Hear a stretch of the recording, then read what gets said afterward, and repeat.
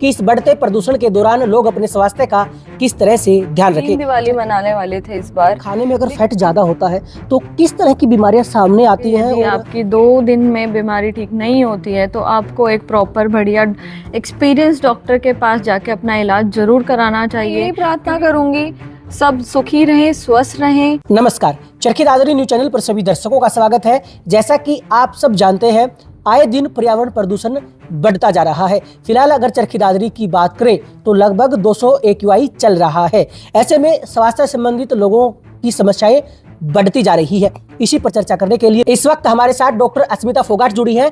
आज इनसे हम चर्चा करने वाले हैं कि इस बढ़ते प्रदूषण के दौरान लोग अपने स्वास्थ्य का किस तरह से ध्यान रखें। चरखी दादरी न्यूज चैनल पर आपका स्वागत है। आपके सभी दर्शकों को मेरी तरफ से भी नमस्कार। मैं अस्मिता फोगाट, MBBS MIEH। मैंने कुछ साल गवर्नमेंट हॉस्पिटल में भी काम किया है दिल्ली में, और जिसमें से एक बाबू जगजीवन राम हॉस्पिटल था और एक सरदार वल्लभ भाई पटेल। वहाँ से मैंने काफ़ी एक्सपीरियंस लिया है। उसके तहत मैं कुछ पॉइंट्स को हाईलाइट करना चाहूँगी आज। जैसे कि पोल्यूशन बढ़ा है, हम ग्रीन दिवाली मनाने वाले थे इस बार, लेकिन फिर भी बच्चे होते हैं वो कुछ पटाखों का इस्तेमाल करते हैं। उस चीज़ को वो तो हो चुका है, लेकिन हम उस चीज़ को आगे कैसे ठीक कर सकते हैं। भीड़ भाड़ की जगह पे अगर आप जा रहे हैं तो मास्क पहनकर ही जाएं। उससे हमारा स्वास्थ्य और जो लंग्स में हवा जाती है उसमें कुछ तो प्रभाव पड़ेगा कि उसमें थोड़ी बहुत बाहर की धुआं मिट्टी ना जाए। उससे हमारे लंग्स स्वस्थ रहेंगे। उसके लिए आप ये कर सकते हैं। और उसके अलावा आप गॉगल्स कर सकते हैं। नमक डाल के रात को डेली एक बार करेंगे तो आपका स्वास्थ्य भी ठीक रहेगा। उससे जो ज़्यादा गंदगी गई है वो भी साफ हो जाएगी। लोगों का मानना है कि केवल पर्यावरण प्रदूषण से ही स्वास्थ्य खराब नहीं होता। कुछ लोगों का तर्क है कि जो रसोई घर होता है वो भी कई तरह की बीमारियों से जुड़ा होता है अगर सही समय पर ध्यान नहीं दिया जाए। तो इस बारे में आप क्या कहेंगे? मैं खुद भी एक औरत हूँ और अपनी बहन बेटियों और जो रसोई को संभालती हैं ज़्यादातर, मैं उनको एक सलाह देना चाहूँगी। जो हम आजकल ये सोचते हैं कि घी डालने से और स्वादिष्ट बनेगा, मेरा परिवार और स्वस्थ होगा, नहीं, ऐसा नहीं है। वो कुछ हद तक ही ठीक रहता है, एक टाइम के बाद वो आपको दिक्कत करने लगता है। जैसे कि घी ज़्यादा डाल दिया, मेरा पति खुश होगा, मेरे माँ बाप और स्वस्थ होंगे, उनकी हड्डियाँ मजबूत होंगी, नहीं, अब ऐसा नहीं है। घी में भी मिलावट आने लग गई है। आप उसको कुछ हद तक मतलब एक पोर्शन कट कर सकते हैं। आप उसमें से थोड़ा सा घी का कम इस्तेमाल करें, उसमें उसकी बजाय आप दूसरी चीज़ें इस्तेमाल कर सकते हैं, जैसे कि ऑलिव ऑयल। वो बहुत स्वादिष्ट भी लगता है और स्वास्थ्य के लिए अच्छा भी है।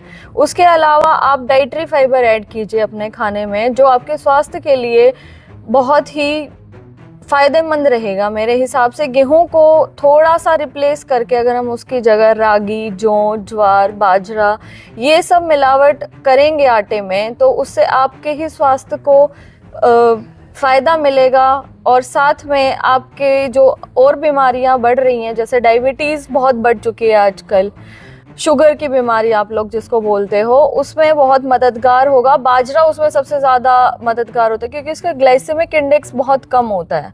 जो खून में हमारा बढ़ता है ब्लड शुगर लेवल, उसको वो काफ़ी हद तक मेंटेन करेगा। उसके लिए कुछ और स्टेप्स भी हैं जो हम अगली वीडियो में भी डिस्कस करेंगे। जैसे आपने कहा कि एक्स्ट्रा अगर हम घी या तेल का इस्तेमाल करते हैं तो स्वास्थ्य संबंधित कई तरह की बीमारियां होती हैं। अगर आमतौर पर चर्चा करें कि खाने में अगर फैट ज़्यादा होता है तो किस तरह की बीमारियां सामने आती हैं, और अगर कोई उस बीमारी से पीड़ित भी हो चुका है तो वो अपने स्वास्थ्य को दोबारा से कैसे स्वस्थ कर सकता है? हाँ जी, आपने बिल्कुल सही कहा। घी ज़्यादा लेने से कुछ दिक्कतें बढ़ रही हैं, जैसे कि हार्ट अटैक का खतरा, डायबिटीज़, उसमें से एक और है जो सबसे बड़ा, CAD जिसको हम बोलते हैं, कार्डियोवैस्कुलर एर्थरोस्क्लेरोसिस। ठीक है, हम उसको प्रिवेंट कर सकते हैं अपने डाइट से, फैट को थोड़ा सा कम करके, डाइटरी फाइबर को बढ़ा के और प्रोटीन को बढ़ा के। तो कई बार लोग सोचते हैं कि छोटी मोटी बीमारी है, बुखार है, खांसी है, घर पर ही कोई दादी या दादा या माँ बाप दवाई दे देते हैं कि ठीक हो जाएगा। तो क्या ऐसे में स्वास्थ्य के साथ इतना ज़्यादा रिस्क लेने की ज़रूरत है? नहीं, कई बार खांसी जुकाम जैसी बीमारियां हैं उसके लिए जैसे मैंने आपको बताया था, आप गागल्स का इस्तेमाल कर सकते हैं, लेकिन उससे आगे यदि आपकी 2 दिन में बीमारी ठीक नहीं होती है तो आपको एक प्रॉपर बढ़िया एक्सपीरियंस डॉक्टर के पास जाके अपना इलाज ज़रूर कराना चाहिए, क्योंकि नहीं पता कब ये छोटी छोटी बीमारियां बड़ी बीमारी में बदल जाती हैं। उसकी वजह से आगे जाके बहुत आपको हानि होती है, खुद के शरीर को हानि होती है और धन की भी हानि होती है। तो उस चीज़ को हम अवॉइड किया जा सकता है ताकि हम टाइम पर डॉक्टर को जाके एक अच्छे डॉक्टर को जाके दिखाएं। मैं यही चाहूँगी सब स्वस्थ रहें, लेकिन फिर भी उसके बावजूद भी हमारे दिनचर्या में ऐसी बीमारियां हैं जो पनप रही हैं, जो हमें नहीं पता चलती। उस चीज़ के लिए मैं चाहूँगी कि बहुत ही अच्छे हॉस्पिटल्स खुले हुए हैं, बहुत ही जन सेवा भी करते हैं, और एक जन सेवा नारायण सेवा। मैं जल्द ही एक छोटा अस्पताल खोलना चाहूँगी जो महंगा नहीं होगा। मैं कोशिश करूँगी, जैसे कि मैंने आपको बोला, जन सेवा नारायण सेवा। मैं भी अपनी कुछ सेवाएं हैं जो इस समाज को, अपने आसपास को एक अच्छी सेवाएं दे सकूं, तो उसके लिए आप मेरे लिए प्रार्थना करना। मैं जल्द ही आ रही हूं आपके अपने शंकर कॉलोनी में एक छोटा सा अस्पताल लेके। डॉक्टर अस्मिता जी, कई बार जब लोग गांव से या आम देहात के लोग अस्वस्थ होते हैं तो बड़े हॉस्पिटलों में वो जाते हैं, लेकिन वहाँ की चकाचौंध देखकर उन्हें लगता है कि इलाज काफ़ी महंगा होगा। कई बार तो वो घबराहट में अपनी सारी बीमारियाँ भी नहीं बता पाते। तो जैसा आपने कहा कि आप एक दादरी में हॉस्पिटल खोलने जा रही है, तो ऐसे में उन लोगों को कितना फ़ायदा होगा अगर आप इस तरह से कोई हॉस्पिटल खोलती हैं तो? जी, ये मुझे विचार तब आया जब मेरे खुद के पापा एक हॉस्पिटल में गए। वहाँ पे उन्होंने देखा कि एक मरीज अपने खुल के अच्छे तरीके से अपनी बीमारी भी नहीं बता पा रहा है डॉक्टर को, क्योंकि उसकी जेब वो देखता है कि अगर मैंने ज़्यादा बीमारी बताई तो हो सकता है मेरा बिल ज़्यादा बढ़ जाएगा। लेकिन उस चीज़ को सोच के मुझे लगा कि अगर मैंने ये प्रोफेशन चूज़ किया है तो उस चीज़ में मैं अपनी कुछ सेवाएं आगे बढ़ा सकती हूँ अपनी दादरी वासियों को, जिनको ज़्यादा ज़रूरत है, जो नहीं जा पाते अपना इलाज कराने महंगे अस्पतालों में या महंगी जगह पे। हम कोशिश करेंगे कि उनको अच्छे से अच्छा इलाज दें, अच्छे से अच्छा उनकी सेवा करें। आपको कभी घबराहट नहीं होगी, आपको मैं हमेशा आगे मिलूँगी, तो कभी घबराना नहीं। कोई भी दिक्कत हो, आप किसी भी समय आ सकते हैं। जैसा कि आपने कहा कि आपने सरकारी जो हॉस्पिटल हैं दिल्ली के काफ़ी बड़े बड़े, उनमें भी सेवाएं दी हैं। देखिए, सरकारी हॉस्पिटलों में लगभग 5 रुपये की पर्ची कटती है और ये ध्यान दिया जाता है कि 2-3 दिन में वो पेशेंट ठीक हो जाए, और अधिकतर गरीब तबके के पेशेंट वहाँ पहुँचते हैं।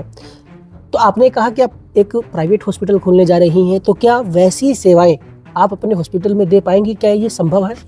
जी, बिल्कुल संभव है। मैंने आपको बताया कि नर सेवा ही नारायण सेवा, और मैंने आपको बताया था कि मैं अपने पिताजी के जो शब्द थे उनसे बहुत प्रभावित हुई कि हमारा अधिकतर समाज जो है वो नहीं है, जिसकी अपनी जेब के अकॉर्डिंग वो नहीं जा पाता बड़े अस्पतालों में।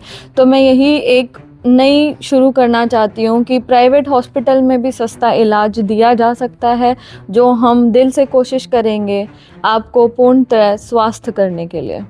जी हाँ, देखिए, जैसा कि इस वक्त मेरे साथ डॉक्टर अस्मिता फोगाट जुड़ी हैं। इनका कहना है कि इन्होंने दिल्ली के सरकारी और बड़े प्राइवेट अस्पतालों में भी अपनी सेवाएं दी हैं। इनका कहना है कि ये चाहती है कि चरखी दादरी में भी एक ऐसा अस्पताल खोलें जिसमें कोई भी पेशेंट्स आते हुए कतराए नहीं, घबराए नहीं, और उसे कम से कम पैसों में अच्छे से अच्छा इलाज मुहैया करवाया जा सके। इनका मानना है कि सस्ते में भी अच्छा इलाज देना संभव हो सकता है, अच्छा इलाज लोगों को कम पैसों में दिया जा सकता है, और इसी पर यह काम करना चाहती है। देखिए, आने वाली और वीडियो में स्वास्थ्य से जुड़ी हुई कई महत्वपूर्ण बातों पर हम इनसे चर्चा करेंगे। दादरी न्यूज़ चैनल से जुड़े रहें।